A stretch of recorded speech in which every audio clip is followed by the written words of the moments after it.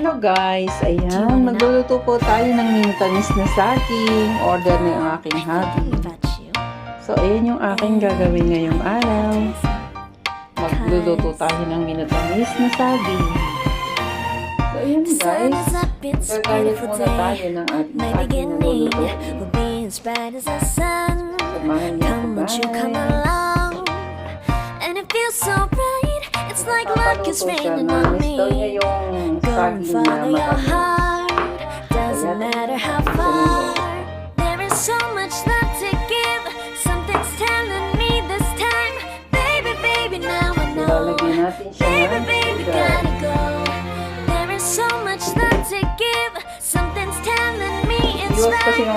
When you came to me, oh, I knew it's you, yeah. Boy, the one to show me now and forever. All day, oh yeah, all day. Please stay in my arms, boy. The one to show me if we're together. It don't matter if it rains. All day, oh yeah, all day. As long as you're in my arms, boy. Nagpaluto siya ng saging. Sabi niya sa akin, lutuin ko daw. At para mayroon siyang matamis na nakakain. Kailangan daw kasi ng katawan niya yon. Ganun pala yung pag may blood sugar. Ako matakaw ako sa matatamis guys. Kaya lang, alhamdulillah, hindi naman ako tinatamaan ng ng blood sugar. Lahat naman tayo may blood sugar. Kaya lang, sa akin siguro, ko siya. Nababalansin ng katawan ko. Kasi, hindi naman ako maselan sa pagkain. Mahilig nga ako sa matamis. Kailangan pag ako'y kakain, meron yung matamis. Mahilig ako sa matatamis. Tapos gusto ko pang ilagay ito sa i-oven ko siya. Tapos yung ihaw lang ba, naihawan kasi ako dito. Pagka yung ayaw ko ng oily food. Kasi ako mahilig sa mga mamantikang pagkain guys. Kaya, ayan. Mahilig ako sa mga paihaw-ihaw lang. Guys, samahan niyo ako. Gayat-gayat lang ako si guys. Totoo lang, takot akong mag-gayat guys. Kasi hindi ako sanay magluto. Hindi ako mahilig magluto. Anong luluto kasi si Hubby? Kaya magtrabaho na lang ako na magtrabaho, gawaing bahay. Okay lang yun sa akin. Huwag lang magluluto. May allergy kasi ako sa kapag nakaamoy na ako ng masyadong mabigat na sa ilong ko. Doon na ako nagkakasakit. May allergy ako. Kaya iwas-iwas din ako. So, ito yung tatlo. Ko siya. Iihaw ko na lang. Para meron ako. Unfair naman. Siya may matamis. Tapos ako walang inihaw na sa akin. Piliin ko lang yung medyo matigas pa. Kung makikita nyo guys, itong saging na to, akala mo overhinog na. Pero hindi po kasi ito, Indian banana.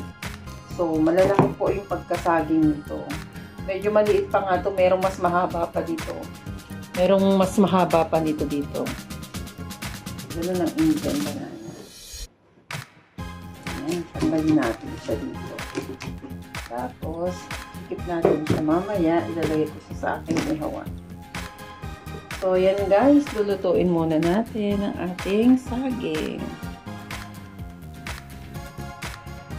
So, ayan guys, meron na po tayong konting tubig dito sa ating munting kaserola. Tapos, ilagay naman natin yung saging.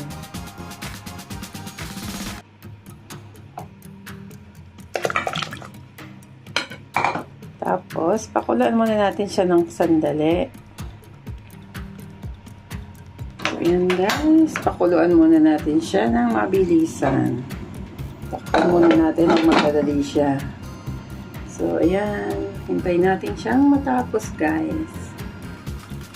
So, ayan guys, habang hinihintay natin yung saging na maluto ng konti, mag-adnibal tayo ng konting sugar. Pasensya na kayo sa aking kawali. At, na siya, luma na.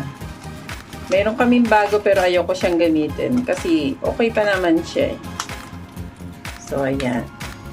Lagay tayo ng sugar. Ayan. Tararan. Simpleng luto. Guys, hindi ako perfect magluto ha. Ayan. Lagyan natin ang sugar. So, ayan guys. Halo-halo lang tayo ng konti. Ibabrown po natin siya. So, ayan, nakapag-arnibal na po tayo at ilalak naman natin yung ating saging. Ang hirap talaga gumawa ng video, no? Fighty for more. Ayan, mauso. So, ayan na guys, ang ating minatamis na saging. Ayan na po. Hindi ko na pinakita sa inyo yung aking paglalagay sa, sa arnibal. So, siguro naman, alam naman yung lahat gumawa nito. So, ayan. Done na po ang ating minatamis na saging. Yan po ay para sa aking hubby. Order po niyan.